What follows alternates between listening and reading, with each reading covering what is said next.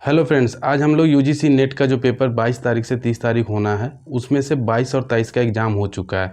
दोनों शिफ्ट में एग्ज़ाम चल रहा है, कल भी एग्ज़ाम है। तो हम लोग 22 और 23 में जो पेपर 1 में क्वेश्चंस पूछे गए हैं उसके बारे में आपको मैं बताने आया हूँ। एग्ज़ाम में सारे चैप्टर से टच किया गया है। थोड़ा सा मॉडरेट है, क्वेश्चंस ज़्यादा ईजी भी नहीं है और ज़्यादा टफ भी नहीं है। टीचिंग से आपका लर्निंग स्टाइल को पूछा गया है, जो ब्लूम स्टाइल है उससे आपको क्वेश्चन पूछा गया है। रिसर्च एप्टीट्यूड से भी बहुत मॉडरेट क्वेश्चन पूछा गया है। इसमें से आपका सैम्पलिंग से क्वेश्चन पूछा गया है, टी टेस्ट से क्वेश्चन पूछा गया, स्केल से क्वेश्चन पूछा गया है, कम्युनिकेशन से भी क्वेश्चंस पूछा गया है। मॉडर्न मोड ऑफ कम्युनिकेशन के अनुसार से क्वेश्चंस बनाए गए हैं। कॉम्प्रिहेंशन बहुत ही इजी रहा है, एक ध्यान से देखिएगा तो कॉम्प्रिहेंशन आपसे हो जाएगा।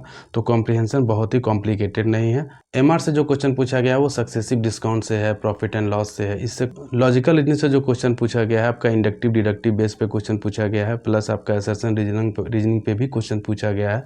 थोड़ा सा आपका क्वेश्चन जो है वो मैचिंग करने पे ज़्यादा है, आपका स्टेटमेंट बेस पे क्वेश्चन ज़्यादा पूछे गए हैं। तो आप ध्यान रखिएगा कि उस तरह का क्वेश्चन को आप देख के जाइए। इन्वायरमेंट से जो क्वेश्चन पूछा गया है आपका पॉल्यूशन से पूछा गया है, SO2 से, NO2 इस सब से क्वेश्चंस बनाए गए हैं। तो DI से जो क्वेश्चन पूछा गया है उसमें आपको 2 वैल्यू दिया गया, मतलब जैसे आपका बॉयज और गर्ल्स का रहता है उसी टाइप का 2 वैल्यू दिया गया।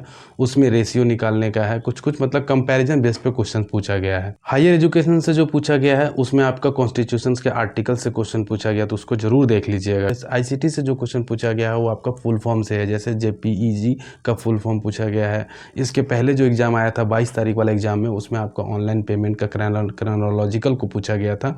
तो इस तरह से क्वेश्चन पूछे गए हैं। आप घबराइए नहीं, ज़्यादा कोई हार्ड क्वेश्चन नहीं पूछा जा रहा है। आप अपने कॉन्फिडेंस को हाई करके जाइए, आपका एग्जाम बेहतर जाएगा।